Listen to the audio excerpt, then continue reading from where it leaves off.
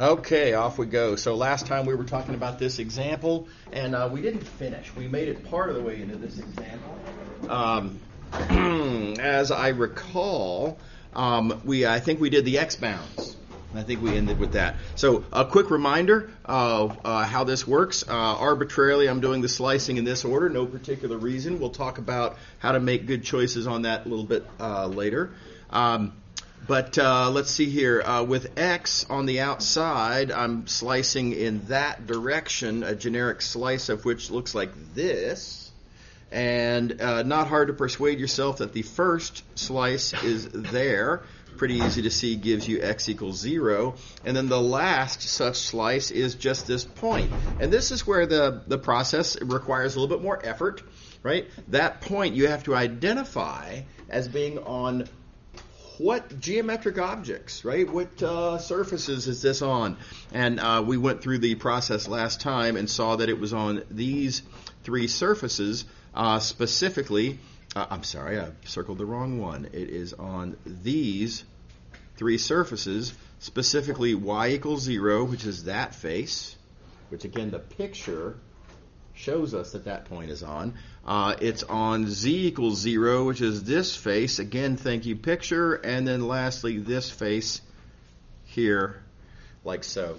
So the picture tells us which equations to write down, and it can't tell us that if we don't have the picture. So make sure when you do problems like this that you give not only a picture, but a reasonably good picture, something that we can confidently interpret, something that you can confidently interpret from to help you get reasonable results, but also that we can reasonably interpret from so that we know where you got your results. And again, keep in mind, it's not about the results, it's about the reasoning.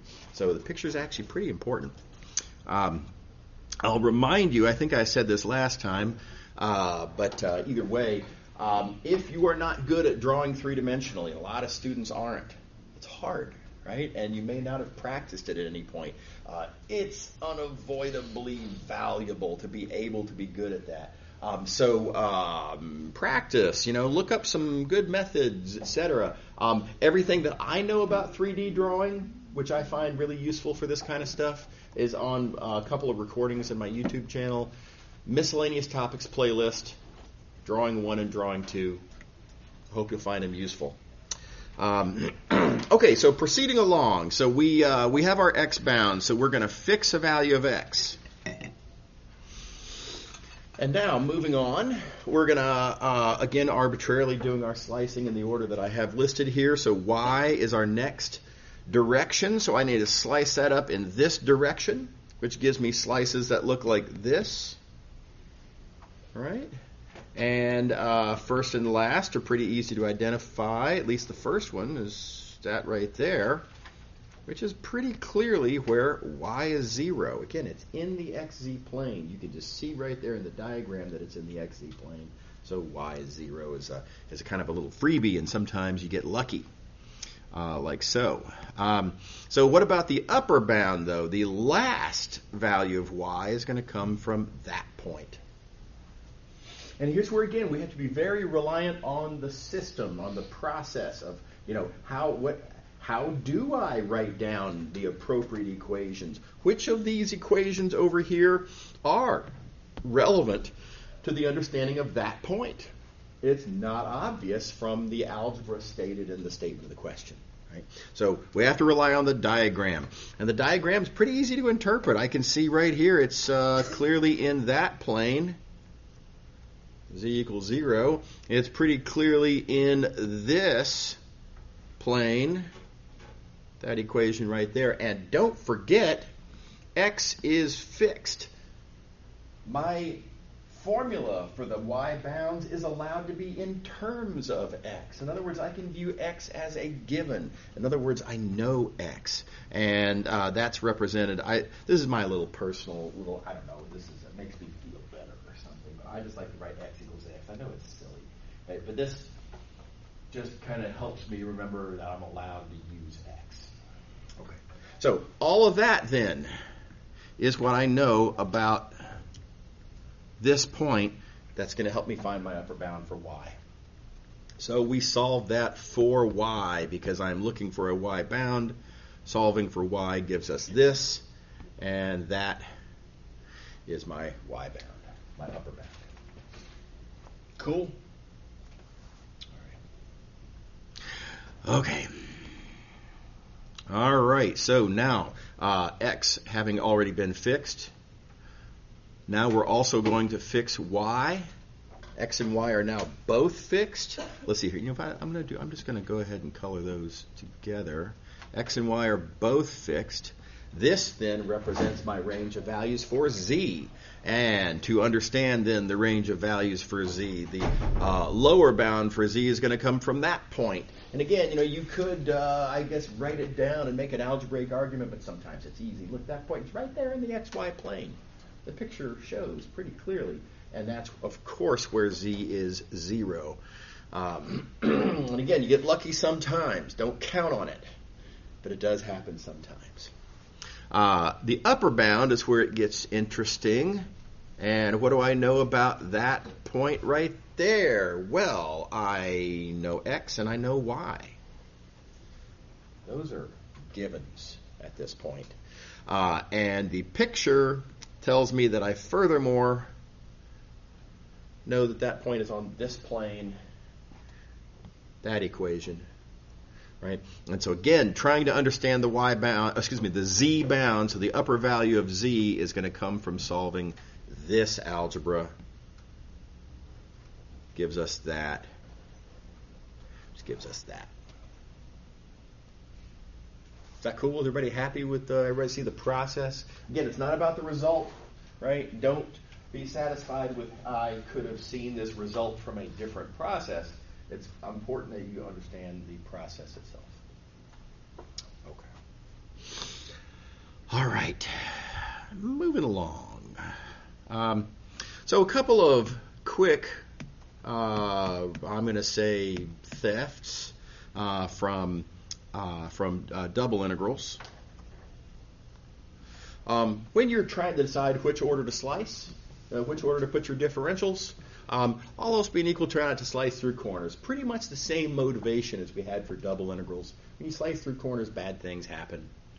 Specifically, what we saw with double integrals is the inside bounds have different formulas, and so you have to break up your outside integral into chunks, and now you've got two different integrals to work out. That's double the work. Nobody wants that. So try not to slice through corners. Same thing in this case here.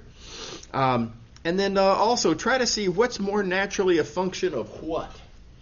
And when you can identify which one you want to view as a function of the others, put that one on the inside, right? Because that avoids having to solve for the ones you don't want to have to solve for. Okay. Now, this next little bit of advice here, looking for good projections, is something that we're going to be able to motivate by the example that we're going to do next. So I'm momentarily going to skip this discussion and come back to it as a summary of what we learned from this example right here. So let's dive into this one. Let's see. We have a domain. Let's understand our domain first. It's part of the first octant bounded by two given surfaces.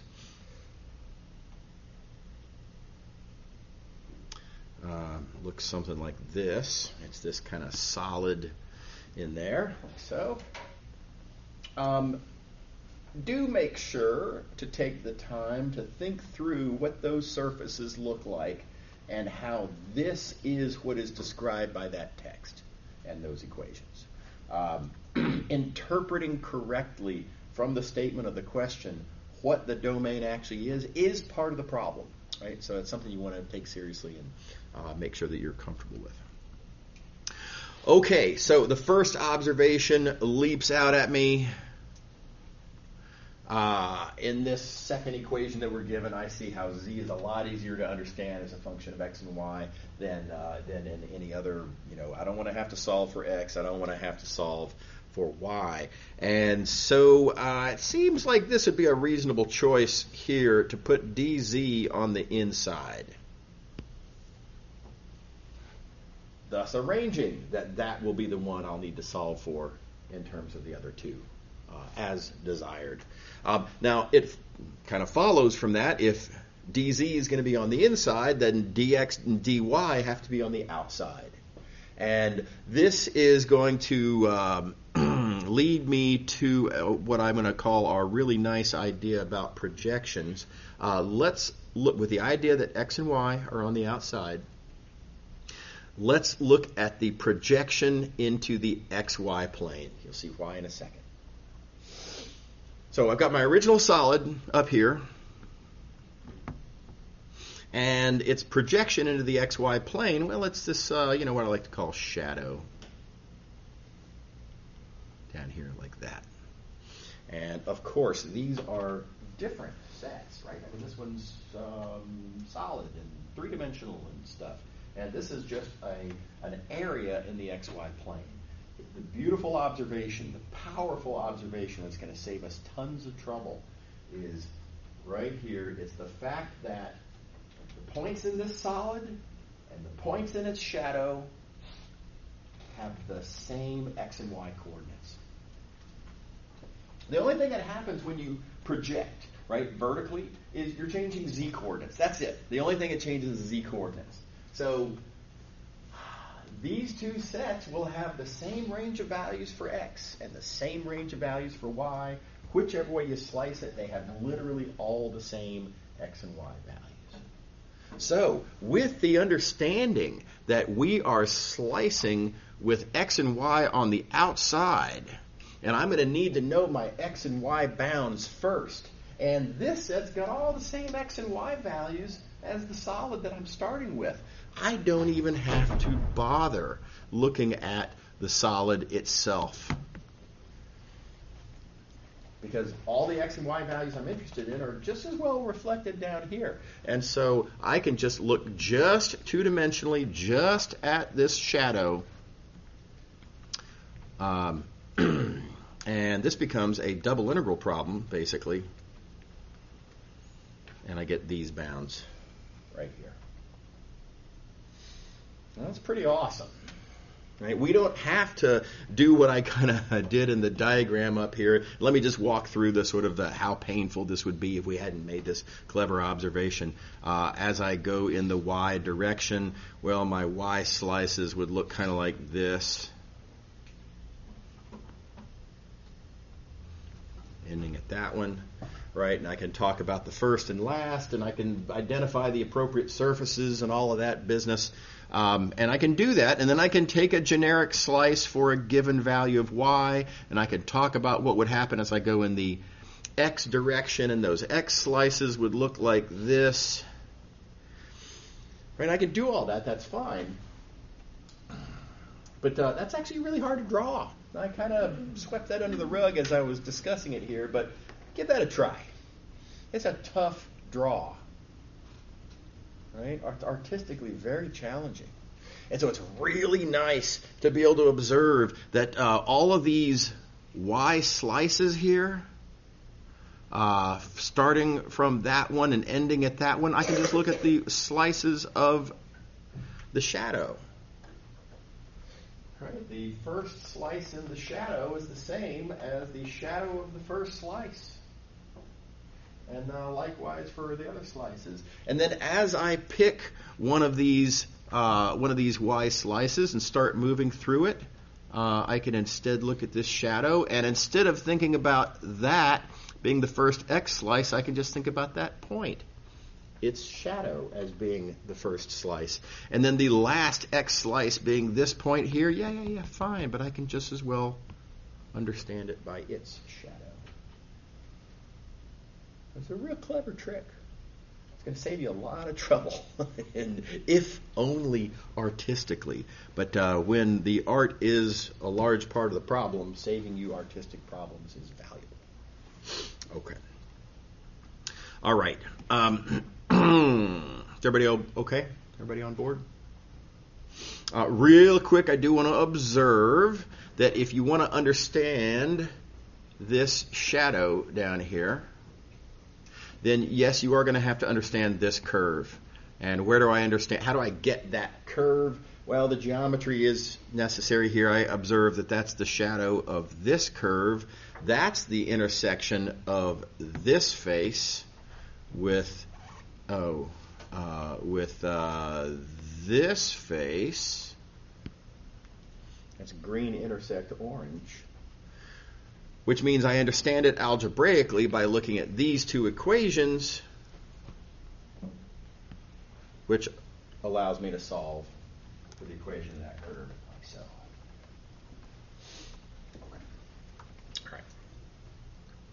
Okay, all right, now let's talk about the inside bounds. So quick reminder, and I guess I have to zoom out a bit here. We've already talked about how the shadow alone allows me to find the x and y bounds there. Now, thinking about one of these xy slices, I really do have to come back up to the three-dimensional picture. After all, the connection between the solid and the shadow is that they have the same x and y coordinates. They don't have the same z coordinates. The shadow z coordinates are all 0, right? I can't learn stuff about z from what's going on down here. So I got to come back up here to the picture. What I can see pretty nicely, though, is that this lower bound for z is always going to come from that point, which is always on that surface, which has that equation.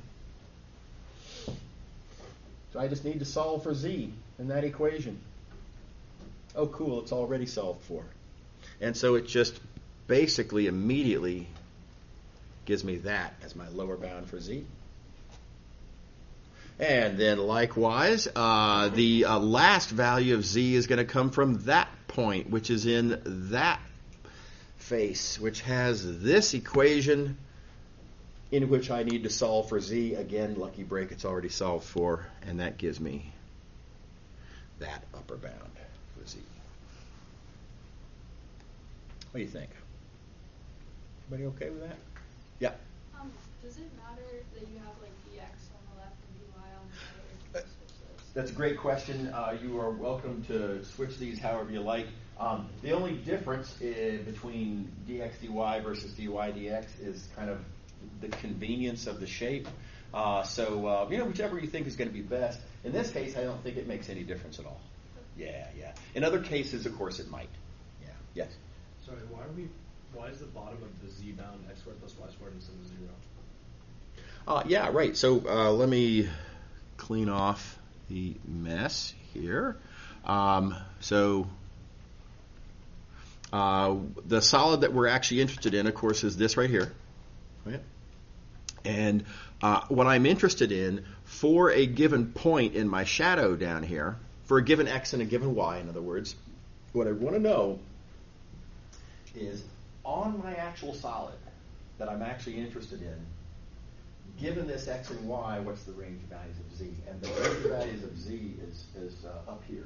This is the part of the original domain that sits above this point. So, rough answer to your question, why do I not include these points in here? Because there's nothing there, right? That's not part of my domain. Gotcha. Okay, yeah. Cool. Alrighty. Okay, so it's a real neat technique. Now, how do we generalize this? What specifically did I need from this question in order to be able to crush it like we did with this example, right? How did everything work so well? And that's what I have up here in this kind of summary. You need for your shadow that's going to determine 4 of your 6 bounds for you, right? You need that to be a reasonably acceptable shape. So now that happened here without too much trouble. You can see that this is just, it's just not that bad. It's all else being equal. I like rectangles a little better, but whatever. It's just, not that bad. Okay. So that's something to look for. The next thing you have to look for is where you're going to find your inside bounds. And notice here, on this bottom surface, it's always the same bottom surface that this defining point will be on. Right? The lower bound for z is always going to come from a point on this surface. It's always the same surface. Consistently. No matter where you are in the shadow, No matter what x and y are doing, anywhere in this shadow, the lower bound from z is a point that's always on the exact same surface. And that's what I mean by saying that that bottom surface is consistent. Always the same surface, always the same equation, therefore. And therefore always the same formula for that lower bound. And then I say desirable. You don't want the algebra to be too messed up. You don't try to avoid having that bottom surface, give you an arctan or something like that for a bound. That would be unfortunate. And then likewise the top surface. The point up here determining the upper bound for z is always in that same surface up there. So the top surface is consistent. Always the same surface, always the same equation, always the same z bound, therefore. And again, pretty nice equation. Z equals 1. Hard to argue with that. Okay, so this is what you want to look for, right? You want to look for a nice shadow, a consistent lower bound surface, and a consistent upper bound surface. And that's what I call a good projection. Now let's try to use those ideas here. Now again, I've drawn it out the hard way here. And believe it or not, this is actually one of the tougher drawings that I feel like I did in all the notes we have in the entire class.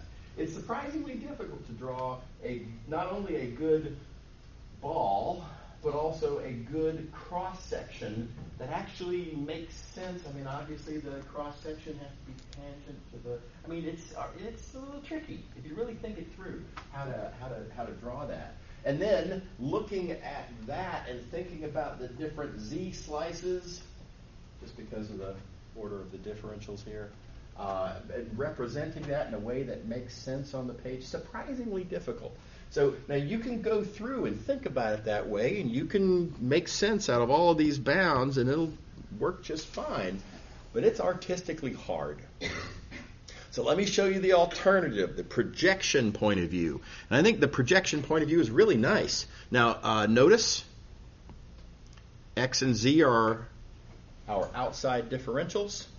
So if we're going to do a projection argument, the differentials in this order, we're projecting into the xz plane.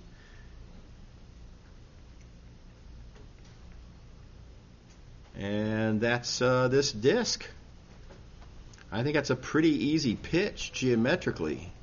And one could argue that it's a little bit hard to draw, but you don't even really quite need to actually draw that projection. All you're going to need to do with that projection is make arguments about what the bounds are, and you could just kind of come over here and just be like, all right, well, in the xz plane, my projection is this disk, and just draw it over here. Right? We're not going to be doing that much with this projection in the three-dimensional picture. We just need to slice it up in the x and z directions. So this is a pretty straightforward double integral problem, and not hard to persuade yourself that you get these bounds for your x and z integrals. Now again, that's double integral argument. Take the time, right? Think it through, argue, persuade yourself that you can do that and that these are the answers that you get. Having made that observation, notice that the lower bound as I go in the y direction, here's our y direction, as I go in the y direction, my lower bound is always going to be from the kind of, if you will, the left hemisphere. Right? And your upper bound is always going to be from the right hemisphere. Nice and consistent on each. And on those spheres, easy equation for a sphere you can solve, and the lower bound has this formula for y, and the upper bound has this formula for y. So from a projections point of view, the art challenge is pretty minimal. It's not that much. Much easier to write down, I think. Much easier to draw the pictures for than the slicing So it's sort of the standard, tried and true, always works method. This projection point of view won't always give you an easy point of view. It's not always the way to go, but when it works, I think it's really nice. How we doing? Okay. Here's another example. Now this is another tricky one. This is really quite hard, I think.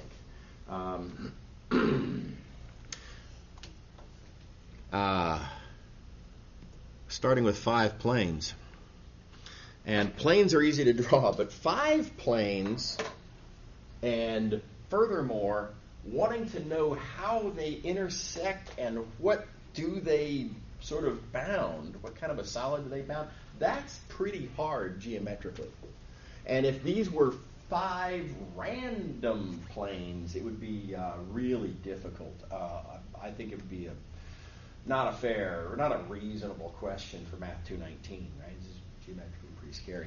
So I'm going to show you the trick that I think makes this much more reasonable and perfectly reasonable for Math219 is the fact that these are not random planes. 3 of them, you're going to notice very quickly, the equations have no y's in them.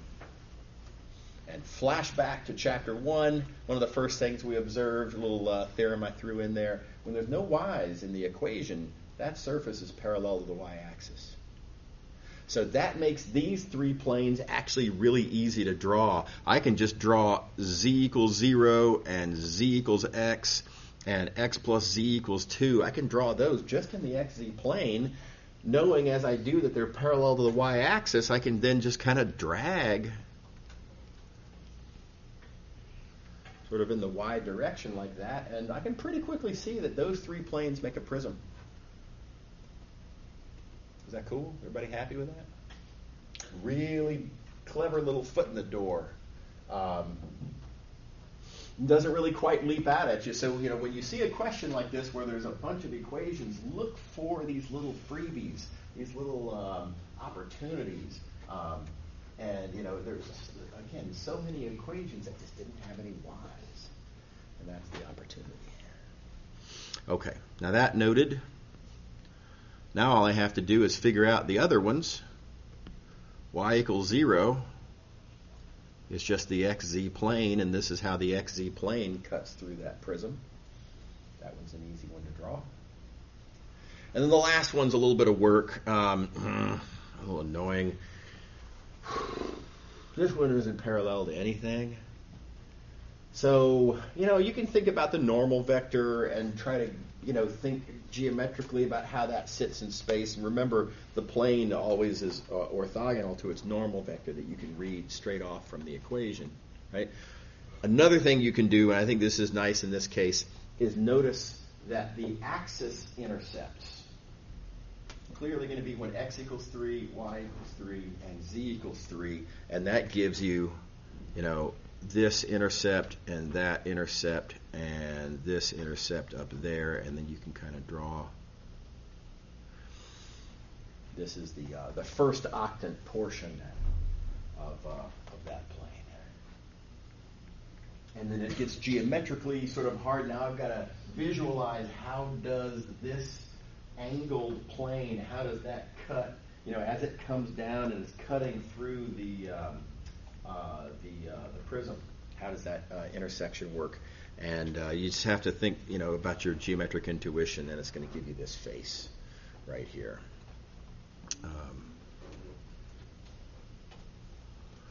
Yeah. What do you think?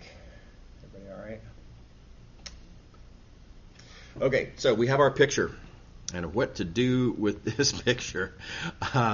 This is a tough one. You can start slicing if you like, and it works. You can totally make it work, but it is fraught with corners that you are probably going to accidentally slice through before you realize that was going to happen, and then change your mind and try to do the differentials in a different order, and then you're going to slice through another corner, and it's really annoying how this happens. So, for example, if I were to do my y slicing first, then here's what my y slices start to look like, Everything seems fine until I hit this corner. After which my Y slices look different. Now they kind of get chopped off on that side, and now they look like that. Now they're not triangles, now they're quadrilaterals. Until I hit this corner here, and from that point over, then my slices kind of look like that. Until I get to the end, right? So I hit two corners. Obviously, I don't want to do that. You switch the order of the differentials. It goes wrong again. You keep hitting corners. What I want you all to do, I think this is a really nice exercise. Think through all the 6 different options of how you could slice. Notice how all of them but one will hit corners. This is the only one that doesn't hit any corners. So this is the only slicing option that does the whole thing in one shot, as it were. Okay, so that's a nice exercise. Point being, that's geometrically hard. Right? So here's the relatively easy projection argument, which is, just looking at this picture, and then now you just use your geometric sense from this picture of what this thing looks like and think about the projections in different directions. And you can pretty quickly see that if I were to project, for example, down this way, project down into the XY plane, well, the top, what's going to give me my upper bound for my Z's, is going to be what I might call this surface, but the problem is it's actually 2 different surfaces, right? So for these values in the projection, this plane gives me my sort of top face, right? Whereas, on the other hand, for these values in the projection, it's no longer this. That's just not it. Now it's this face here. That's where your that's where your upper bound for Z's will come from. Right. So this is a bad projection. I have an inconsistent top surface. My top surface is has a corner in it, you might say. Okay.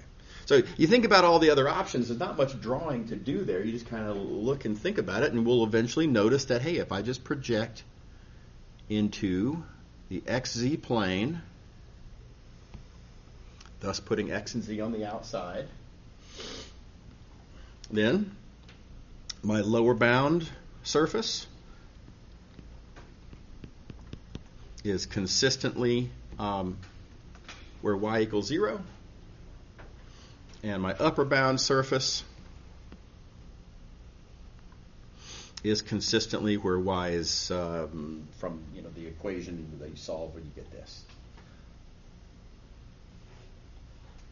So easy, nice projection, no problem. How we doing? Everybody buy it?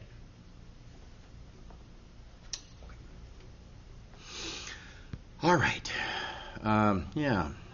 So, good question. By the way, just for whatever it's worth, if you look through my old exams, and I know y'all will eventually, right, as we approach exam 2 is surprisingly not that far away from now, right? So what you're going to find is that there are actually quite a few questions where this kind of thing comes up.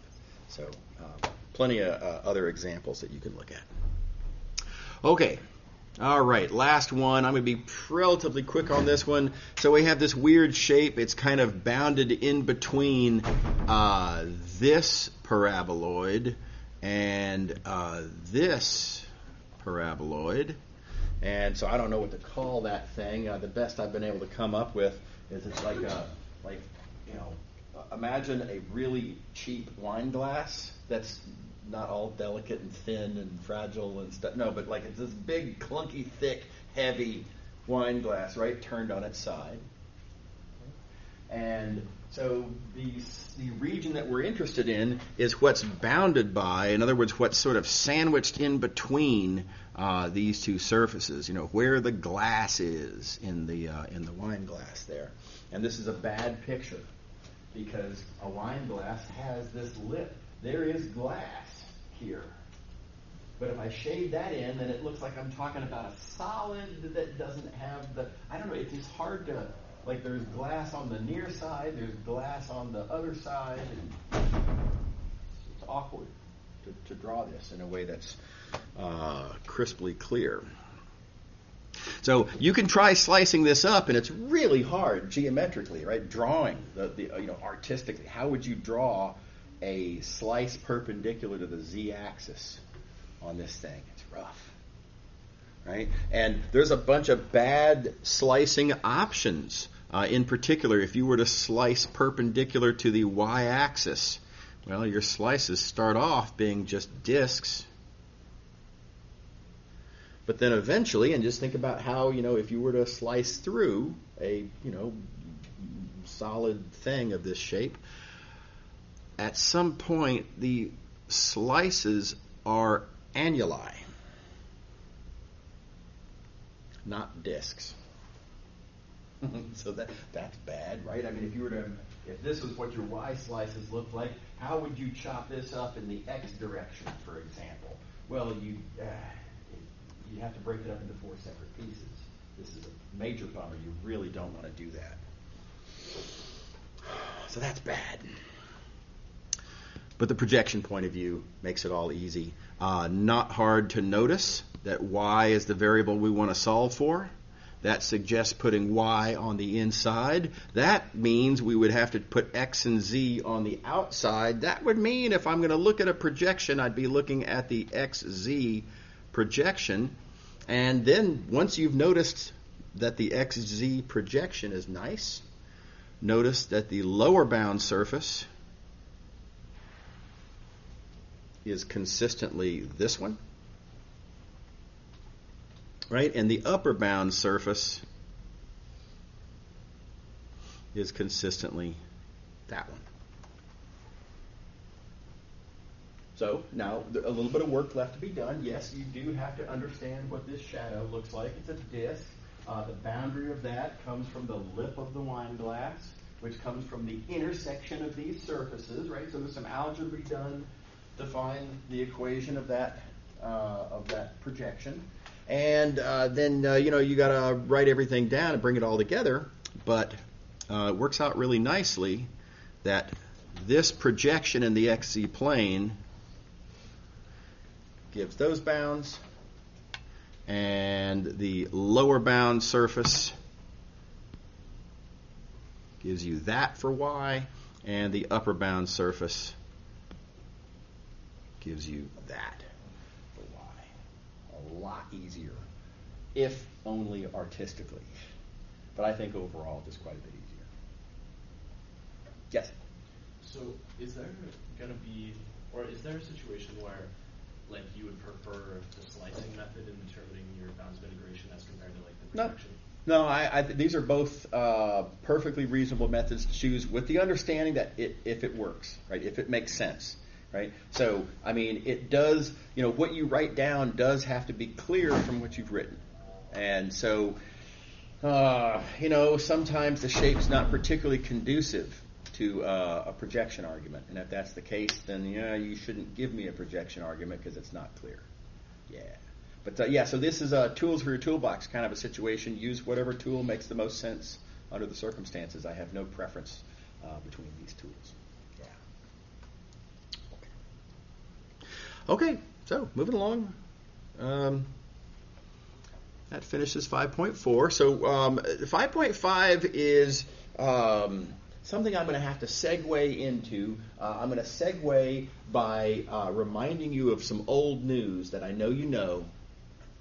And y'all have seen me do the following several times already. Let me just remind you. When we first started talking about derivatives, the very first thing I did was kind of revisit single variable derivatives, take a certain point of view on single variable derivatives, and then use that to segue into the multivariable context. Then likewise with integrals, we spent a fair amount of time talking about single variable integrals, Riemann sums in particular. I wanted that specific point of view so that we could generalize from that specific point of view to the multivariable setting. So that's the same thing we're going to do here. So while I know that y'all know the substitution rule, right, I want to take a specific point of view on the substitution rule so that with that specific point of view in mind, we can generalize to a multivariable setting most conveniently. So here it is. This is the substitution rule. You might have thought of the substitution rule as kind of a strategy, like follow the pattern kind of a thing. But it's really no problem to write it down as an equation. That's what I've got here. Notice that this is the integral version, bounds and all, in other words, right? Not the antiderivative version. But pretty easy to persuade yourself that if you were to apply the method or whatever way you like to think of it from Calc 1 class, that you would come up with this as a result. Okay, so there's a couple of specific things that I want to point out about this, with the point of view being that we're going to think of G geometrically, not algebraically. I want to think of G as something that takes T values as inputs and then gives X values as outputs. I want to literally imagine the T-axis over there, and I want to literally imagine the X-axis over here. Okay, so with that said, notice that this interval, where T goes from A to B, is turned into this interval where X goes from, well, G of A to G of B, because that's what G does, right? G takes inputs and gives outputs. Is that cool? Okay. All right. Now, how do we use the substitution rule? Well, we're going to do stuff like as follows. We're going to say, look, X is G of T, so we're going to literally plug that in. Right, everywhere we see an X in the integral on the right, we plug in G of T, because that's what G is. G is the formula for how to compute X in terms of T. So what's a little strange about this is that while the G function itself goes that way, the expression that we plug G into goes the opposite direction. We start with an integral on the right. We conclude an integral on the left. So this general process is called a pullback. And just as an example, I want to point out that this is not some sort of sophisticated peculiarity of the point of view. I'm claiming you've seen this idea of a pullback before.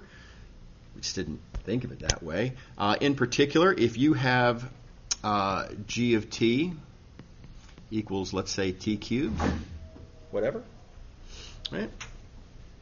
And T is the input, X is the output, so this formula is X.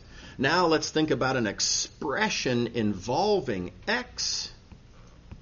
I don't know, doesn't matter. Let's say sine X. And how does plugging in work?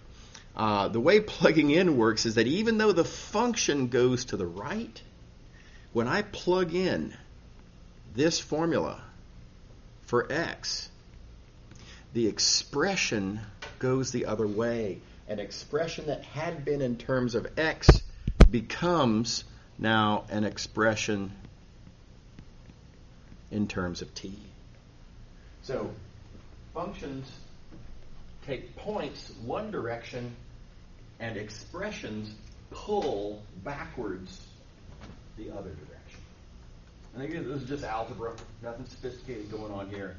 We could have made this argument when you were in middle school or high school algebra 1, or I don't know when that happened these days. Okay, so that's all that's going on here. And so this is one of the big ideas that, when we get around to generalizing this to a multivariable context, the fact that the integrals pull back opposite of the direction that the function is going is going to be a big deal, important part of our process.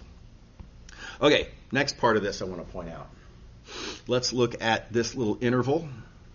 Whoopsie. Let's look at this little interval here, size dt. All of those points you can plug in to this g function, and what comes out will be a little interval on the x-axis of size dx. These should not be expected to be the same. Right? dt and dx are different. Well, how much? Right? By what factor is the dx size bigger than the dt size?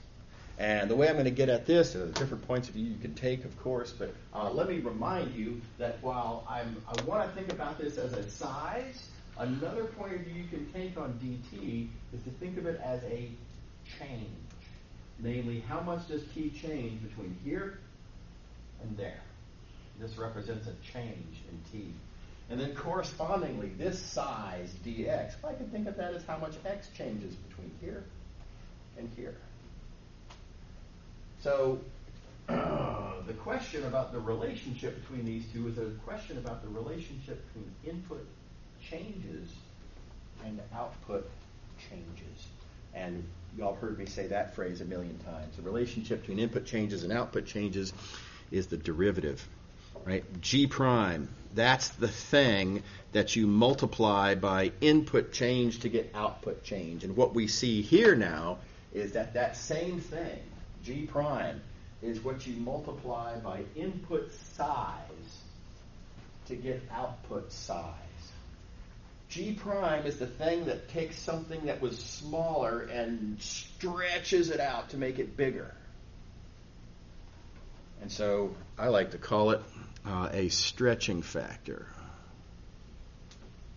for that reason. It's literally telling you how much this G function is stretching out little pieces of axis. Is that cool? All right, so that's all the pieces that go into this certain point of view that I want to take on, again, our substitution rule. Right? We had this idea of a pullback. We have this idea of a stretching factor. Everything you see in those equations is just manifesting these ideas of pullback and stretching factor. Okay, and with that in mind, in the remaining minute and a fraction that I have, I'm just going to want to do the same thing in the two-dimensional context. And if I have a multivariable function that takes two input variables and two output variables, notice that's going to take some input domain and it's going to turn it into some other potentially weird, potentially ugly output domain. Because who knows what's going on with this G function, right? It can be all kinds of, it doesn't have to be linear or anything, right? So if I have such a scenario where there's a function called G, an input domain and output domain, I could ask, well, how do I do the corresponding pullback? How do I turn an xy integral into a uv integral? And the punchline is going to be that, yeah, it's totally fine. No problem. Yeah, just plug in. It's all good. The xy integral will turn into a uv integral, and all you've got to do is remember to stick in this stretching factor. And we'll talk next time about how to find the equation for that. But the last little quick thought I want to plant before we call it a day, who cares, right? What's to be gained by doing this? And the big point to be gained is this integral that I'm starting with, this xy integral, notice the domain, super ugly. But if we can figure out how to make sense out of a stretching factor, we can take this super ugly integral with this horrifying domain with corners everywhere, and I can rewrite it as a new integral on a nice domain that's just a rectangle. And thus I can turn a really potentially hard integral into a much easier integral. This is a very powerful method called change of variables. We'll see y'all on Monday. Y'all have a great weekend. And don't forget to stick around and make sure you get marked present if I didn't already get you.